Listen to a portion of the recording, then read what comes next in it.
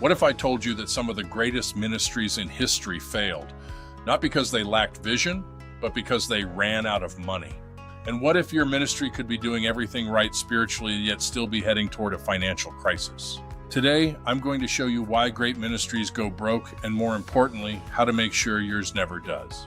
Hello, I'm Guy Williams, founder of Community Lifters. For more than 5 decades, I've helped organizations grow, recover, and scale. One lesson has remained remarkably consistent. Organizations rarely fail because they stop caring. They fail because they stop building the financial systems that allow their mission to continue. Before we go any further, would you do me a favor? Pause just long enough to smash that subscribe button. Every week I share practical leadership strategies rooted in biblical wisdom to help nonprofit and ministry leaders build organizations that thrive. Now let's dive into these 5 critical stewardship lessons.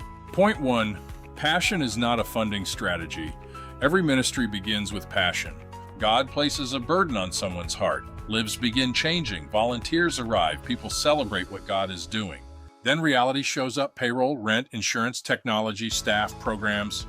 The heartbreaking truth is this: passion may start a ministry, but only stewardship sustains one. Researchers find that organizations with diversified revenue streams and intentional donor engagement are significantly more resilient during downturns. In other words, great work alone doesn't guarantee financial stability. And the next mistake is even more dangerous because many Christian leaders actually believe it's being faithful. Point 2, faith is not the opposite of planning. I've heard leaders say, God will provide. Absolutely, He will, but throughout Scripture, God usually provides through wise preparation. Joseph stored grain before the famine. Nehemiah counted the cost before rebuilding. Jesus himself taught people to calculate the cost before beginning a project. Faith doesn't eliminate planning. Faith motivates planning. One of the greatest acts of stewardship is preparing today for the ministry opportunities God will provide tomorrow. But there's one assumption that quietly destroys countless ministries.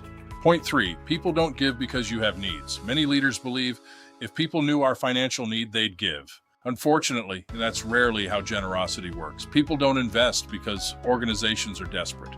They invest because they believe they can make an eternal difference. Your mission, not your shortage, is what inspires generosity. Donors become long-term partners when they clearly understand what problem you're solving and why it matters, how their gift changes lives, and why they can trust your leadership. This is exactly why fundraising isn't merely asking for money. It's inviting people into kingdom impact. Point 4, healthy ministries build relationships, not campaigns. Many ministries spend energy on one fundraising event.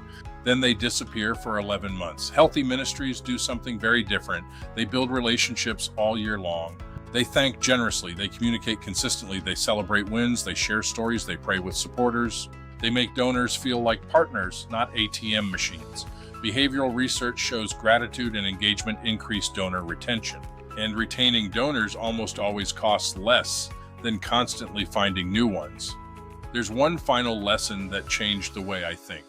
Point 5, stewardship is about more than survival. Financial strength isn't about accumulating wealth.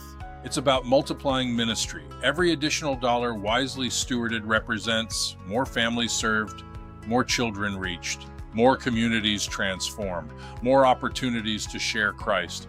Going broke isn't simply a financial issue, it's a ministry issue. The goal isn't having a large bank account. The goal is ensuring that God's work continues long after today's leaders are gone. That's biblical stewardship. If your ministry is struggling financially, don't assume you've failed spiritually. Instead, ask a better question. Have we built the systems that allow faithful ministry to flourish? Because great ministries don't stay healthy by accident. They stay healthy through prayer, wise leadership, intentional stewardship, and strong partnerships with the people God has called. One biggest reason ministries struggle is their boards never fully embrace their responsibility. That's what I cover in the next video. Click right here and watch why fundraising is a board responsibility.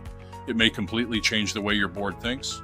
And if today's video encouraged you, don't forget to subscribe. God bless you, and until next time, keep your focus on the mission.